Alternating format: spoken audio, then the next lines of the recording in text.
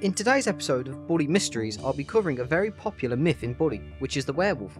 However, rather than do the same old video of searching for the werewolf and all that, I'll be analysing a possible list of werewolf suspects. And yes, in case you haven't realised by now, this is a remake of the video I made 7 years ago, which is the oldest video available on my channel. I believe it has been longer than necessary for me to remaster this video in 1080p 60fps. So, I'll be using the exact same list as I did 7 years ago, and some of the list entries will be absolutely bloody stupid. Also, this video isn't supposed to be serious or anything. So, let's get a little bit of background info on this werewolf. At around 7 o'clock in the evening, around the academy grounds, the player can hear quite a lot of howling. You could assume that this is a wolf native to Bulworth, but there's one problem with this. No wolves can be found around Bulworth. Nor cats, nor fish, now that I think of it, only dogs. So let's begin with our first suspect, which is Gary Smith. Now Gary is one of the most popular suspects for being a werewolf, mostly due to the fact that the werewolf mask that Jimmy can obtain after Halloween has a scar on his eye. But how does this actually relate to Gary exactly? Well, Gary Smith has a scar on his right eye, and the werewolf mask also has a scar on his right eye. Now some players believe that this is actually a hint towards Gary Smith being a werewolf. However, this is incorrect. There are multiple differences between Gary's scar and the werewolf mask scar. Let's cover these differences. 1. The scar on the mask is a lot longer than Gary's, as the mask scar, keep butchering that, seems to start from the head and goes halfway down to the nose of the mask, while Gary's is a very short scar, mostly just covering his eyebrow. 2. The scars are positioned differently. The werewolf mask scar is very close to the centre of the face, while Gary's is mostly at the middle of his eye. And 3. Both scars have a different depth to them, with Gary's being a very light depth, while the mask has a very deep depth to it. So, I think it's safe to assume we can cross Gary Smith off the list of werewolf suspects. Our second suspect is Edna. Now Edna is a very strange and disgusting character. Many of the students in Bulworth can be heard complaining about her and the food that she makes and uses. In fact, on a few occasions, it's been implied that she's used live animals to put in her food. Like for example, if you check the in-game bulletin board, you'll find a notice from Bucky saying about how he lost his pet rat and it was last seen near the cafeteria. Now at first you might not think this means much, but then Edna actually confesses to putting Ms. Phillips' cat in the casserole.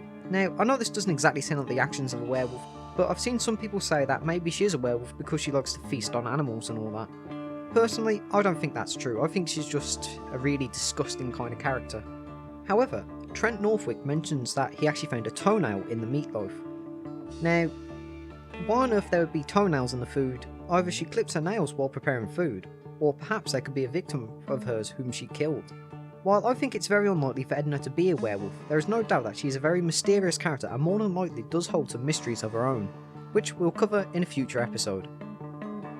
Either way, I don't think Edna is the werewolf. Suspect number 3. The Asylum inmates from Finding Johnny Vincent. Now, in my honest opinion, the Asylum inmates that can be found in Finding Johnny Vincent are the strongest contenders for being this supposed werewolf. I say this because, in Finding Johnny Vincent, once Jimmy presses the button to free the inmates, the player can stop and fight the Asylum inmates if they really want to. However, there's something very, very strange about them. You see, rather than fight like everyone else in the game, they seem to be in a pouncing position at all times, and one of their attacks is just that. They will actually pounce and bite Jimmy. Now, towards the end of the mission, Jimmy and Johnny will end up in this room, which is a morgue room.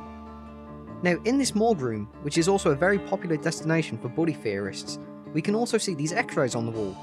Now, all of these are very strange, like this one is theorised to be an alien, but this one, at least to me, looks like it could possibly be a werewolf, considering the position that the patient is in. So it seems very likely that the werewolf may be an asylum inmate, maybe one who escaped thanks to Jimmy's antics. But remember, the howling can be heard as early as chapter 1, so this will always remain a mystery. Also, I want to quickly debunk something here.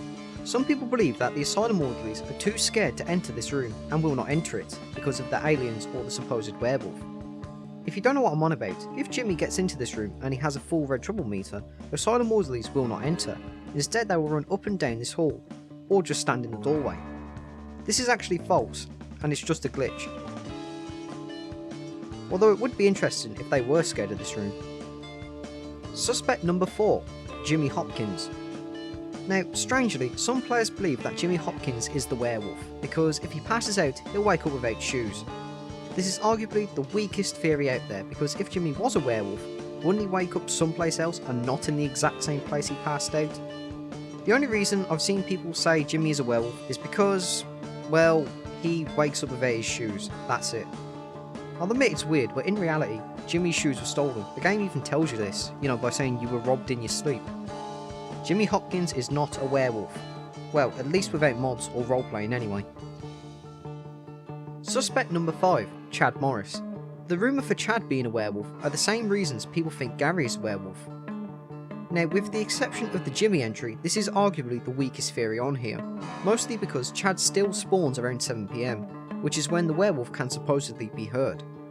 Plus, the supposed werewolf is rumoured to be around the academy outskirts, while Chad can still be found in Old Walder Vale around 9 PM, when the werewolf is apparently roaming the grounds and all that. So, Chad Morris is not a werewolf. Also, Chad's scar is on his cheek, not his eye, so I have no idea where people got this from. Or where I read it from, considering my 2010 list was based off fan theories I read off various websites. So Chad Morris is almost certainly not a werewolf. Now we arrive at the 6th and final suspect, Dr. Crabblesnitch. Now this is another very weak theory, but some people speculate Dr. Crabblesnitch is the werewolf for the following reasons. Reason number 1 is that Dr. Crabblesnitch isn't seen at all in free mode, and many NPCs mention how Dr. Crabblesnitch isn't feeling himself this year, which of course could be referencing him getting old, or maybe him getting fed up of being a principal. Or if you're a hardcore theorist, maybe it's the werewolf transformation that's making him not feel quite right. There's not much to really go on here, except for the fact you can never see him in free mode, but then again this is most likely due to him being busy, as headmasters are often very busy and don't have much time to screw around. So that was the list of werewolf suspects in Bully, the 2017 remastered version. I don't blame you if you think this video was stupid or anything, I just felt like remastering the oldest video that's currently available on my channel,